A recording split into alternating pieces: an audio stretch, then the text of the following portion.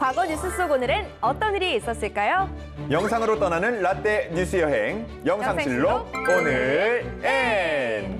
안녕하세요, 라떼 앵커 이현웅. 아나운서 조혜진입니다. 여보세요? 여보세요? 뭐라고요? 네?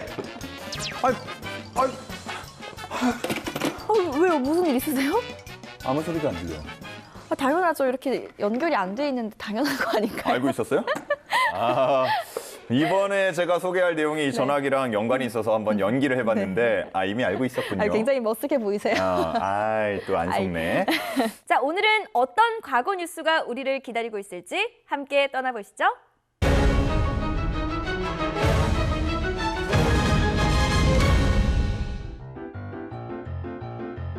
(1962년 1월 15일) 서울 광화문의 전화국이 복합 최신식 시설을 갖추고 문을 열었습니다.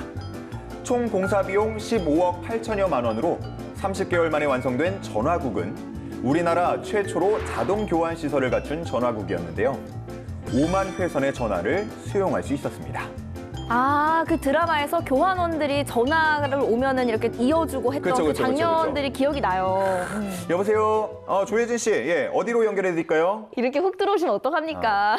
이렇게 갑자기 훅 들어오시면 어떡합니까? 연결해 드릴게요. 약간 이런 느낌으로 네. 연결을 해드렸다고 합니다. 당시에는 이제 그런 상황이었다는 거죠. 그렇죠. 네. 한국에 전화기가 소개된 것은 1882년, 본격적으로 설치, 운영된 것은 1898년이었는데요. 이후 일제강점기가 시작되면서 한반도 내 모든 전화 사업권은 일본의 기업으로 넘어가게 됐고, 이때부터 한반도 전역으로 통신망이 확대됩니다. 1950년 한국전쟁으로 한반도 내 모든 통신망이 사라졌지만 1962년 1월 15일 서울 광화문 전화국이 개국했고, 1971년 3월에는 서울과 부산 간 장거리 자동전화가 개통됐습니다. 전화의 역사도 정말 기네요. 1960년대에서 70년대에 만들어졌을 거라고 생각을 했거든요. 그때 전화기가 발달하지 않았다면 지금 스마트폰 같은 거는 상상도 못했죠. 거기서부터 사실은 다 시작이 된 거니까요. 와, 그건 진짜 상상도 안 되는데 저는 어렸을 때부터 사실 핸드폰이 익숙한 세대다 보니까. 근데 약간 신기하잖아요. 전화, 이게 문과라 그런지 네. 아직도 이 전화의 원리가 너무 신기해요. 막 미국에 있는 친구들하고 통화하거나 가끔 그럴 때 보면 이게 어떻게 통화가 되는 거지? 저는 아무 생각 없이 사용하는데 굉장히 철학적이시네요. 매스컴미션의 첨단을 가는 텔레비전이 처음으로 우리나라에서 방송을 개시했습니다. 1962년 1월 15일 시험 방송에 그치던 텔레비전 방송이 일 4시간 30분 동안 본격 정규 방송에 들어갔습니다. 1956년 5월 12일 국내 첫 텔레비전 방송국이 개국했고 시험 방송에 돌입했는데요. 우리나라 최초의 텔레비전 방송은 민간 상업 방송인 HLKG가 첫 TV 전파를 발사한 것으로 세계에서 15번째, 아시아에서는 필리핀, 일본, 태국에 이어 4번째로 TV 시험 방송을 실시했습니다. 하지만 서울에 보급된 TV 수상기는 겨우 200여 대로 진공광식 크기도 엄청났고 가격도 비싸 문을 닫았는데요. 이후 1961년 12월 31일 KBS 방송국을 설립, 1962년 1월 15일 드라마, 뉴스 등 정규 방송을 시작했습니다. 와, 정규 드라마라면 어떤 걸 방송했을지 너무 궁금한데요? 당시에 이제 금요극장이라는 드라마 프로그램을 시작했고요. 나도 인간이 되련다. 뭔가 알아요? 좀 약간 심오하다. 제목이. 심오하죠. 네, 심오하다. 나도 인간이 되련다. 이런 또 작품들을 방영했다고 합니다. 네, 그야말로 우리나라 드라마의 역사의 단면을 보여준다고 할 수 있겠네요. 그렇죠. 그 당시에는 막 CF도 생방송으로 했대요. 오, 그런가요? 15초짜리 막 이렇게 나왔고 이러고 막 들어가고. 와, 정말 신기하다. 전문가가 이제 당시에는 좀 부족할 때라서 제작된 작품들이 이제 완성도는 그렇게 사실 높지 않았다고 이렇게 합니다. 자, 이번에는요 2011년으로 가보시죠. 2011년 1월 15일 오전 한국 3호 해운 소속 화학물질 운반선 3호 주얼리호가 스리랑카로 향하던 도중 인도양 해역에서 소말리아 해적들에게 납치됐습니다. 이 배에는 한국인 8명, 미얀마인 11명, 인도네시아인 2명 등 21명의 선원이 타고 있었는데요. 한국의 기업 소속 선박이 납치되는 일이 계속해서 발생하자 국민의 불만도 커져갔습니다.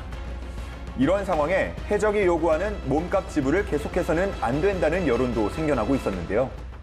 2000년대에는 사실 인도양 해역에서 해적들에게 납치되는 일이 빈번하게 발생했던 것 같은데 이런 일이 생겼을 때는 정말 어떻게 해야 될지 모르겠어요. 그렇죠. 일단 우리 해역이 아니기 때문에 더 조심스럽게 접근할 수밖에 없었고요. 특히나 국민 여론도 이게 좀 하나로 통일되면 다행인데 그쵸, 워낙 이제 좀 분분하죠. 나눠지다 보니까 야 이걸 어떻게 해야 되나. 하지만 생명이 가장 우선이긴 했죠. 맞아요. 그리고 우리가 할 수 있는 게 없으니까 더 답답한 것 같기도 하고요. 마술이라도 부릴 수 있으면 모르겠지만 어떻게든 또 살아나올 수 있는 방법을 찾아야 할 텐데요. 정부는 특단의 조치로 청해부대 소속 최영함을 투입해 인질 구출 작전을 시행하기로 결정했습니다. 현장에 투입시킨 1차 구출 작전. 2011년 1월 18일 저녁 8시 9분에 해적들이 소말리아로 귀환하는 과정이 이루어졌는데요. 이 과정에서 특수부대원 3명이 총상과 찰과상을 입고 작전을 중지, 최영함으로 복귀했고 해적들은 경고 사격 과정에 바다에 빠져 실종되기도 했습니다. 간다! 2차 구출 작전은 1월 21일에 실시. 아덴만 여명 작전으로 약 5시간의 교전 끝에 해적을 제압, 21명의 선원을 전원 구출했습니다. 피랍 선원들의 구출 소식이 전해지자 시민들이 TV 앞에 모여들기 시작합니다. 선원 전원 구조에 대부분 무사하다는 사실이 알려지자 시민들은 다행스럽다는 반응이었습니다. 구출 작전을 성공적으로 완수한 국민들에게 고마움을 표시하기도 했습니다. 자기 목숨을 내놓고 지금 하는 거 아닙니까? 근데 이제 그게 아무 부당 사망자 없이 잘 문제를 해결한 게 모든 분들에게 감사를 드립니다.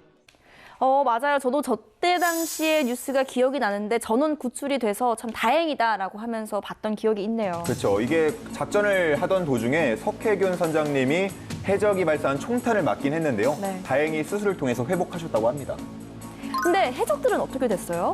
해적들 이제 송치해서 우리나라로 송치해서 처벌받도록 지시를 했는데 2011년 5월 27일에 재판부가 1심에서 석혜균 선장을 아까 쐈다고 했잖아요. 네. 그 해적에게 무기징역을 선고했고요. 나머지 3명에게는 징역 13년에서 15년을 선고했다고 합니다. 저는 우리나라에서 사실 처벌이 가능하지 않을 거라고 생각을 했는데 참 다행이네요. 자, 저희가 오늘 이렇게 과거 뉴스를 하나씩 살펴봤는데요. 영상실록으로 만나본 오늘의 과거, 여러분은 어떠셨나요? 그럼 다음 시간에는 더 알찬 오늘의 뉴스로 만나요.